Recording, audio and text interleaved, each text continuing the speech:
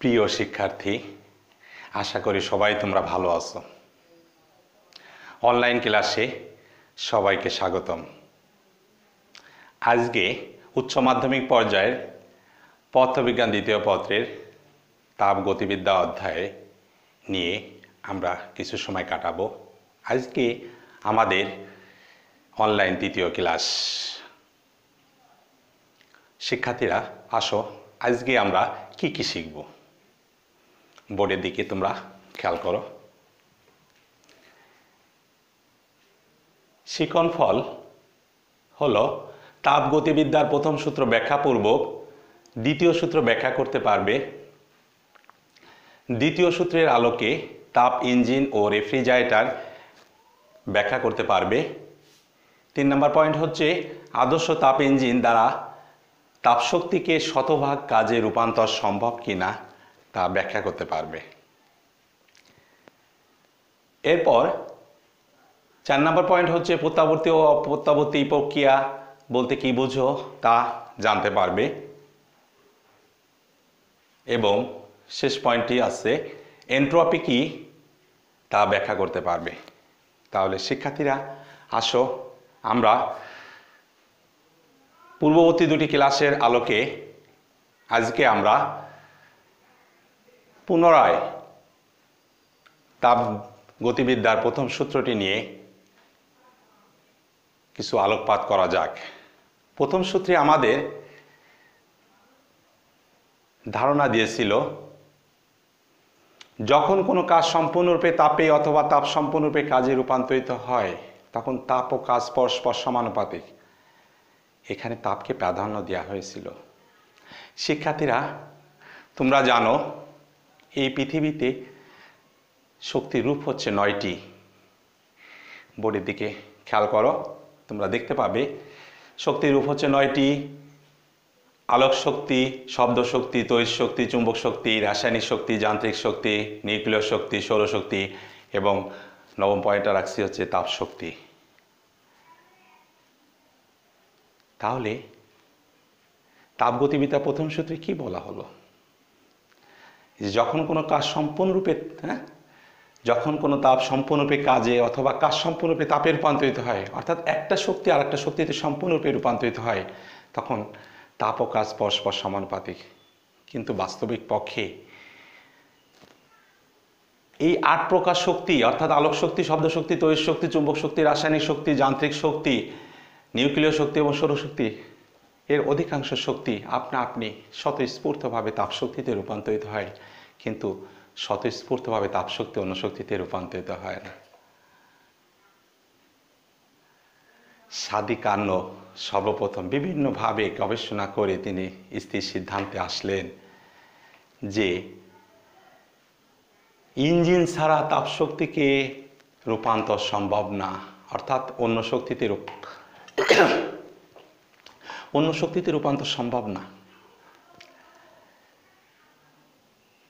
তিনি আরও সিদ্ধান্তে আসলেন যে তাপশক্তিকে সম্পূর্ণরূপে যান্ত্রিক শক্তিতে রূপান্তর সম্ভব নয়, যেটা আমাদের তাপগতিবিদ্যা প্রথম সূত্রে বলা হয়েছিল তাপশক্তি নিঃশেষিত হয়ে অন্য শক্তির সম্পূর্ণভাবে আবির্ভূত হবে। তাহলে শিক্ষার্থীরা তাপগতিবিদ্যার প্রথম সূত্রটিতে ফলপ্রসূ বা বাস্তবিক আমরা জ্ঞান অর্জন করতে পারি না। বাস্তবিক পক্ষে আমরা যে ইঞ্জিনগুলো দেখতে পাই সেটা দ্বিতীয় সূত্রেরই নামান্তর। তাহলে শিক্ষার্থীরা আসো, সাদি কার্নোর তাহলে এই তাপগতিবিদ্যার দ্বিতীয় সূত্র একাধিক বিজ্ঞানী বিভিন্ন পরীক্ষা নিরীক্ষা করে স্থির সিদ্ধান্তে এসে তেনা সূত্র দিলেন।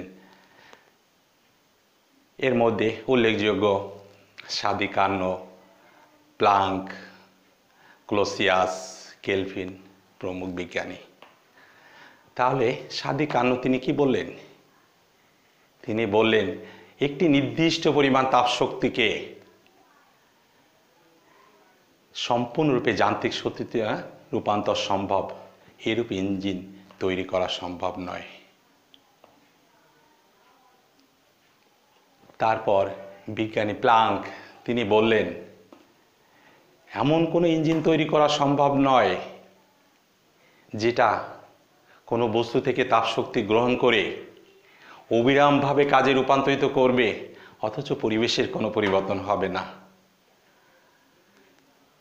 শিক্ষার্থীরা, এর পূর্ববর্তী ক্লাসে দেখিয়েছিলাম রান্না করতে গেলে আমরা যে চুলায় রান্না করি তার সিংহভাগই পরিবেশে চলে যায়।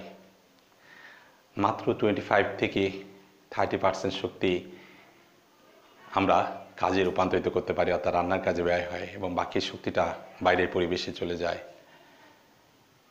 তাহলে পরবর্তীতে বিজ্ঞানী ক্লোসিয়াস তিনি বললেন, বাইরের শক্তির সাহায্য ছাড়া কোনো স্বয়ংক্রিয় যন্ত্রের পক্ষে নিম্ন তাপমাত্রার বস্তু থেকে উচ্চ তাপমাত্রার বস্তুতে তাপের স্থানান্তর সম্ভব নয়।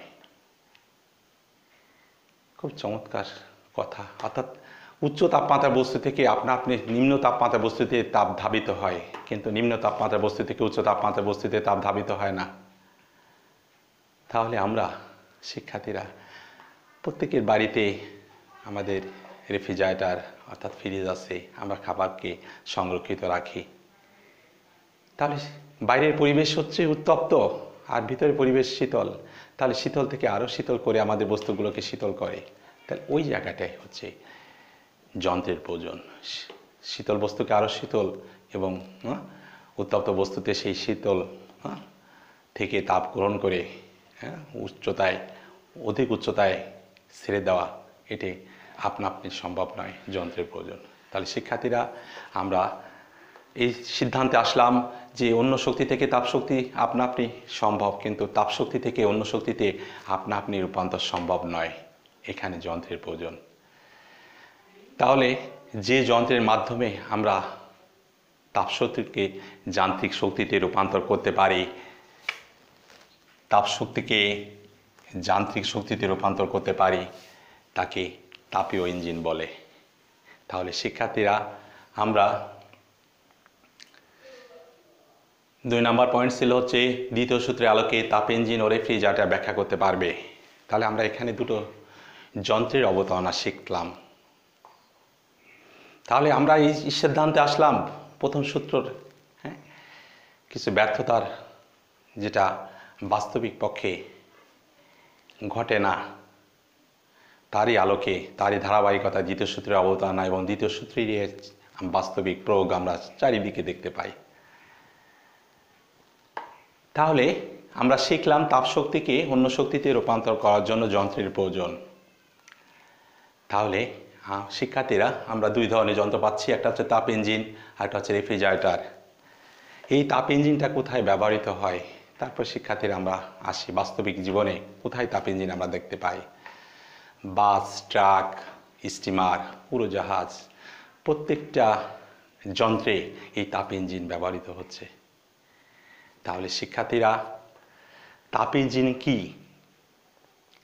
যে যন্ত্রের মাধ্যমে তাপ শক্তিকে কাজে লাগিয়ে যান্ত্রিক শক্তিতে রূপান্তরিত করে তাকে তাপ ইঞ্জিন বলা হয়। আর রেফ্রিজারেটর কি? যে যন্ত্রের মাধ্যমে আমরা রেফ্রিজারেশন অর্থাৎ শীতলীকরণ করি তাকে রেফ্রিজারেটর বা হিমক যন্ত্র বলা হয়।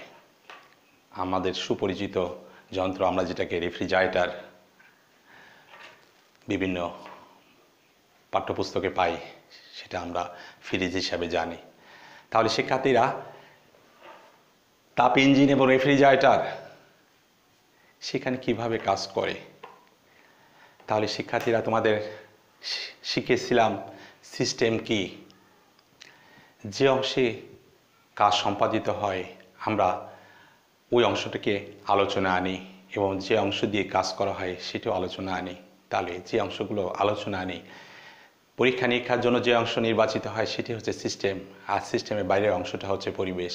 এই দুটো জিনিস তোমরা খেয়াল রাখবে, তা নাহলে এটা পরিষ্কার ধারণা আসবে না। তাহলে শিক্ষার্থীরা, এই দুটো ইঞ্জিন সম্পর্কে পরিষ্কার ধারণা আনতে যে আমাদের প্রত্যেকটা ইঞ্জিনে, তাপ ইঞ্জিন বা রেফ্রিজারেটর যাই বলি না কেন, 4টে পোর্শন থাকবে। একটি হচ্ছে সিলিন্ডার, আরেকটি হচ্ছে তাপ উৎস, যেটাকে আমরা T1 দিয়ে প্রকাশ করব। আরেকটি হচ্ছে তাপ গ্রাহক, যেটা তাপ শোষণ করবে, তাপ গ্রহণ করবে, এবং আরেকটি হচ্ছে তাপ অন্তরক আসন। অন্তরক হচ্ছে যার মধ্যে তাপ প্রবেশ করতে পারে না। তাহলে চারটি অংশ দ্বারা একটি ইঞ্জিন তার কাজকে সম্পাদন করে থাকে, সেটা রেফ্রিজারেটর হোক আর তাপ ইঞ্জিন হোক। তাহলে সিলিন্ডার এটা হচ্ছে কার্য, এর মধ্যে একটি কার্যনির্বাহী বস্তু বা ওয়ার্কিং সাবস্ট্যান্স থাকে, অর্থাৎ সাধারণত গ্যাসীয় পদার্থ এই সিলিন্ডারের ভিতরে অংশে রাখা থাকে। আমরা রেফ্রিজারেটরে দেখব ফ্রিয়ন গ্যাস, খুবই কার্যকরী একটি গ্যাস ব্যবহার হয়। এছাড়া অন্যান্য তাপ ইঞ্জিনে পেট্রোল, ডিজেল, তাপ উৎস হিসাবে এখানে অন্যান্য গ্যাস ব্যবহৃত হতে পারে।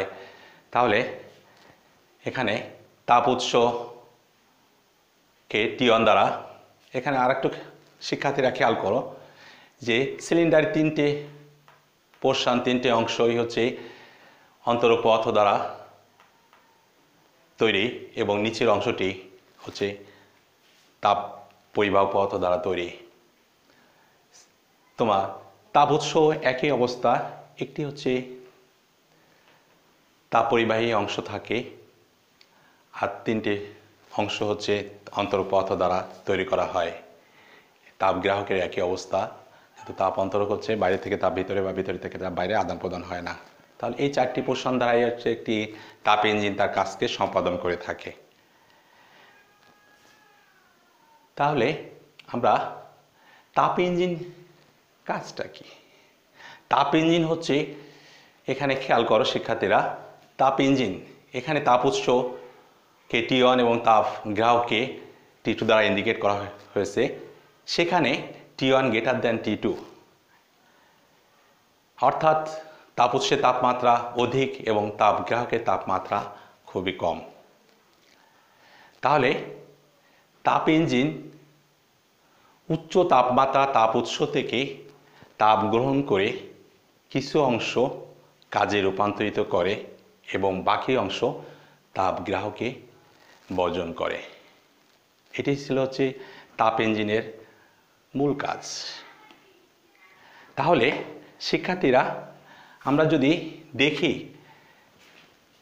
T1 তাপমাত্রা বস্তু থেকে Q1 তাপমাত্রা, Q1 তাপ যদি সিলিন্ডারটি শোষণ করে বা তাপ ইঞ্জিন শোষণ করে এবং কিছু অংশ কাজে রূপান্তরিত করে বাকি অংশ তাপ গ্রাহকে ছেড়ে দেয়, তাহলে তাপ গ্রাহকে চলে গেল ধরে নিই Q2, তাহলে বাকি অংশ তাপ হচ্ছে কাজে রূপান্তরিত হয়।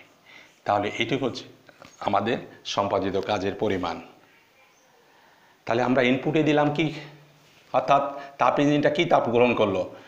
Q1 পরিমাণ তাপ উৎস থেকে অধিক উচ্চ উষ্ণতার বস্তু থেকে তাপ গ্রহণ করলো। তাহলে সম্পাদিত কাজ হচ্ছে W = Q1 - Q2। শিক্ষার্থীরা, আমরা এফিসিয়েন্সি বা দক্ষতা আমরা পরে যাই। রেফ্রিজারেটর কি কাজ করে? একই ধরনের কাজ। শিক্ষার্থীরা দেখো, এখানে রেফ্রিজারেটরে এখানেও সে একই ধরনের কাজ হয় তাপ ইঞ্জিনের মতনই, কিন্তু শিক্ষার্থীরা খেয়াল করো, তাপ উৎসের তাপমাত্রা এবার কম, T1 লেস দ্যান T2, অর্থাৎ তাপ গ্রাহকের তাপমাত্রা বেশি। তাহলে রেফ্রিজারেটরে ইঞ্জিনটি নিম্ন তাপমাত্রার বস্তু থেকে বা নিম্ন উষ্ণতার বস্তু থেকে তাপ গ্রহণ করে অধিক উচ্চ তাপ গ্রাহকে তাপ বর্জন করা, এটাই হচ্ছে রেফ্রিজারেটর কাজ।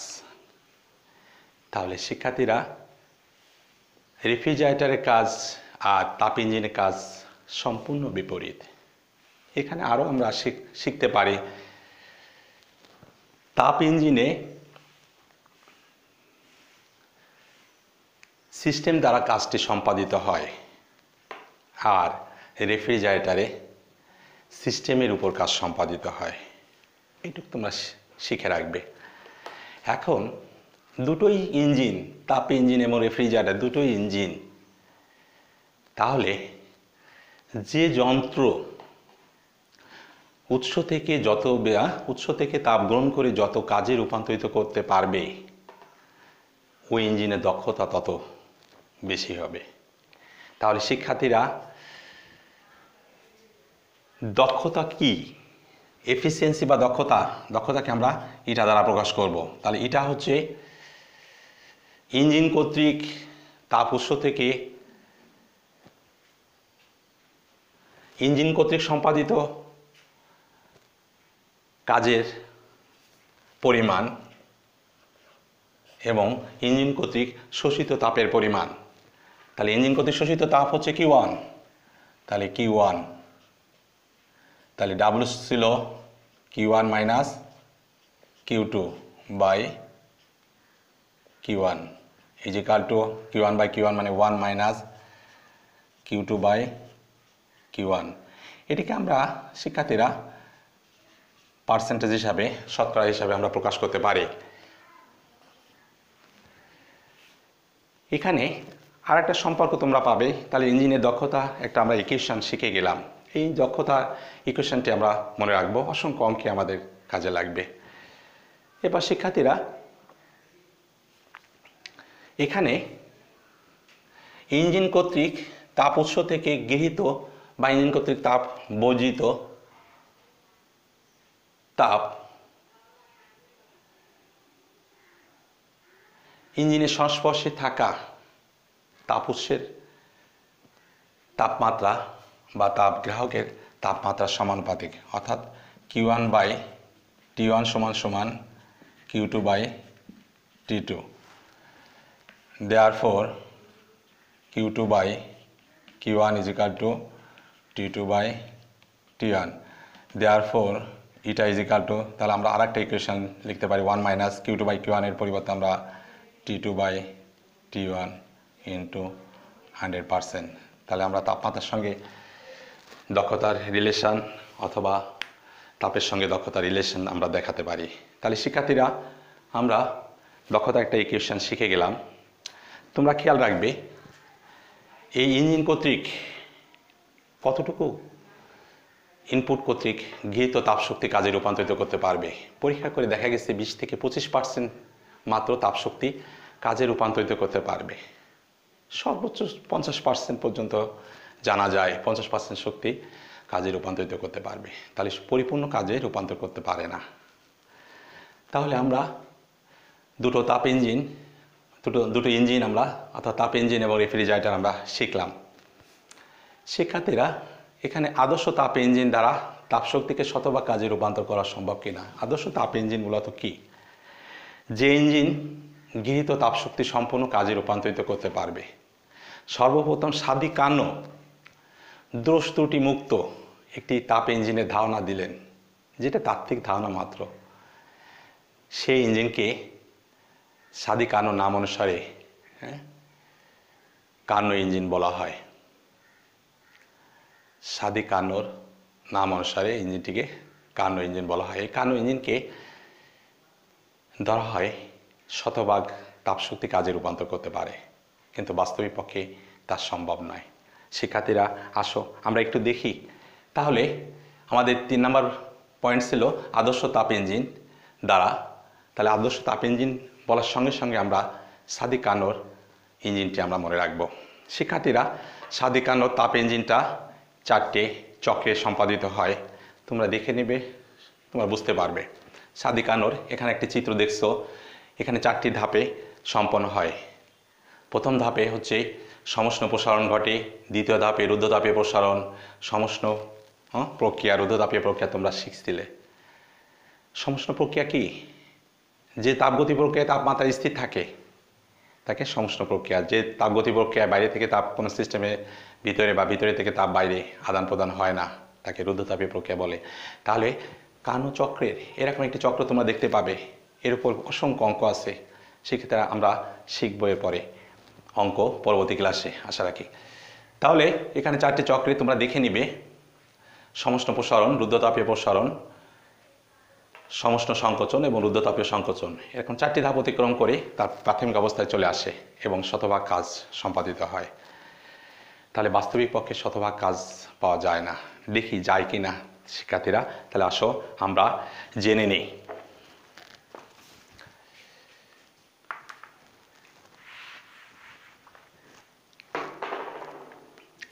তাহলে আমরা এফিসিয়েন্সি, দক্ষতা, ইটা সমান সমান 1 minus Q2 by Q1 into 100%। এখন যদি যন্ত্রটি পরিপূর্ণভাবে শতভাগ তাপশক্তি কাজে রূপান্তর করতে পারে, তাহলে আমাদের তাপগ্রাহক কোনো তাপশক্তি পাবে না, অর্থাৎ that is Q2 is equal two 0 হবে। তাহলে ইটা ইজ ইকাল টু, আমরা এটাকে যদি এরকমও লিখতে পারতাম, Q1 minus Q2 by Q1 into 100%। তাহলে Q2 মান 0 হলে Q1 বাই Q1 মানে 1, 1-এর সাথে 100 গুণ করলে 100%, অর্থাৎ দক্ষতা 100%। কিন্তু বাস্তবে পরীক্ষা করে দেখা যায় কোনো যন্ত্রই 100% তাপশক্তি কাজে রূপান্তর করতে পারে না। এছাড়াও আমরা আরও বলতে পারি, যেহেতু T1 অর্থাৎ উৎসের তাপমাত্রা উৎস থেকে গ্রাহকের তাপমাত্রা পার্থক্য থেকে বড়, তাহলে আমরা দেখেছি ইটা is equal to T1 minus T2 by T1 into 100%। অর্থাৎ T1 মাইনাস T2 অর্থাৎ ডিফারেন্স মানও যদি T1 না হয়, T1 যদি না হয়, তাহলে 100%-এ উন্নীত হয় না, 100%-এ উন্নীত হয় না। যেহেতু T1 মাইনাস T2 হচ্ছে T1 থেকে ছোট, তাহলে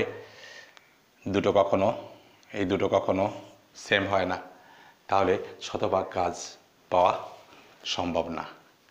তাই বলা হয় সাদি কানোর ইঞ্জিনটি হচ্ছে একটি তাত্ত্বিক ধারণা মাত্র, বাস্তবিক পক্ষে এরকম কোনো যন্ত্র পাওয়া যায় না। তাহলে শিক্ষার্থীরা আমরা এটা শিখলাম। এরপর আসো প্রত্যাবর্তী অপ্রত্যাবর্তী প্রক্রিয়া বলতে কি বুঝো? প্রত্যাবর্তী প্রক্রিয়া হচ্ছে যে প্রক্রিয়া কোনো সিস্টেম এক বা একাধিক ধাপ অতিক্রম করে তার প্রাথমিক অবস্থায় ফিরে আসতে পারে, তাকে প্রত্যাবর্তী প্রক্রিয়া বলে। শিক্ষার্থীরা আমরা কয়েকটা উদাহরণ দিলে এই প্রত্যাবর্তী প্রক্রিয়ার ঘটনাটা খুবই কম পাওয়া যায়, কম লক্ষ্য করা যায়।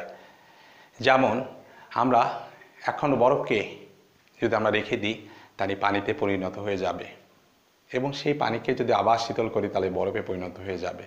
তাহলে পূর্বের অবস্থায় নেওয়া সম্ভব হলো। এখানে আমার নির্দিষ্ট তাপমাত্রা চাপ ফলো করতে হবে। যদি 1 গ্রাম পানিকে বরফকে যদি আমরা 80 ক্যালোরি তাপ দিই, তাহলে পানিতে পরিণত হবে, এবং পুনরায় যদি আবার ওই তাপকে অপসারণ করি, তাহলে আবার পানিতে বরফে পরিণত হবে। তাহলে এটা হচ্ছে একটা প্রত্যাবর্তী প্রক্রিয়া। আর তাহলে বরফ গলে পানিতে এবং পানি থেকে আবার বরফে পরিণত হয় একটা প্রত্যাবর্তী প্রক্রিয়া। এছাড়া আমরা একাধিক উদাহরণ দিতে পারি, বেশ কিছু উদাহরণ দিতে পারি। স্থিতিস্থাপক সীমার মধ্যে যদি কোনো বস্তুকে বল প্রয়োগ করে যদি বিকৃতি ঘটায় এবং সেই বল অপসারণ করলে যদি বস্তুটি আদি অবস্থায় ফিরে আসে, তাহলে এটাও একটা প্রত্যাবর্তী প্রক্রিয়া। আর অপ্রত্যাবর্তী প্রক্রিয়া হচ্ছে, তাহলে সাদি কানোর যে চক্রটি আদি অবস্থায় ফিরে আসতে সক্ষম হলো, এটা হচ্ছে প্রত্যাবর্তী প্রক্রিয়া। আর অপ্রত্যাবর্তী প্রক্রিয়া কি? যে প্রক্রিয়ায় কোনো সিস্টেম একাধিক ধাপ সম্পন্ন করে তার আদি অবস্থায় ফিরে আসতে সক্ষম হয় না, তাকে অপ্রত্যাবর্তী প্রক্রিয়া বলে।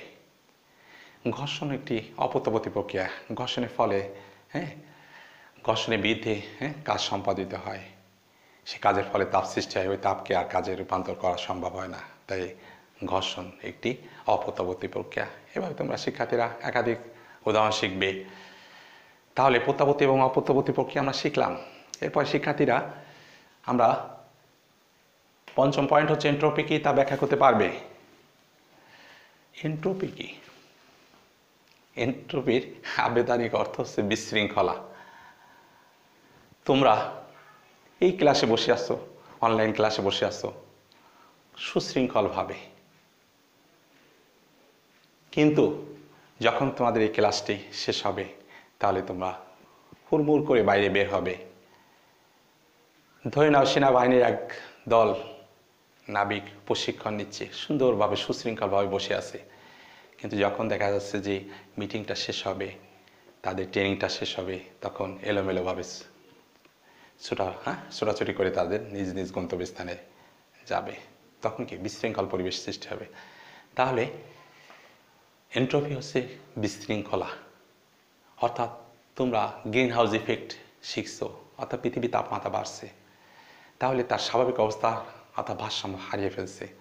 অ্যান্টার্কটিকা মহাদেশে বরফ গলতে শুরু করেছে, এটি অস্বাভাবিকতা, তাহলে এটি বিশৃঙ্খলা। তাহলে জলবায়ুর পরিবর্তন হচ্ছে, এটি বিশৃঙ্খলা। তাহলে এন্ট্রপি কি? এন্ট্রপি হচ্ছে কোনো সিস্টেমে শক্তি রূপান্তরের অক্ষমতা বা অপ্রাপ্ততাকে এন্ট্রপি বলে। অর্থাৎ বিশৃঙ্খলা যখন সৃষ্টি হবে সেটাই হচ্ছে তার এন্ট্রপি। গ্যাসীয় পদার্থের এন্ট্রপি বেশি, তরল পদার্থে তার থেকে কম এবং কঠিন পদার্থে আরও কম, কারণ সুশৃঙ্খল ওখানে অণুগুলো বিন্যস্ত থাকে, তরলের মাধ্যমে তার থেকে একটু কম বিন্যস্ত থাকে, এই জন্য এন্ট্রপি কঠিন থেকে তরলে একটু বেশি। তাহলে শিক্ষার্থীরা, এন্ট্রপি আমরা আরও উদাহরণ দিতে পারি। ধরে নাও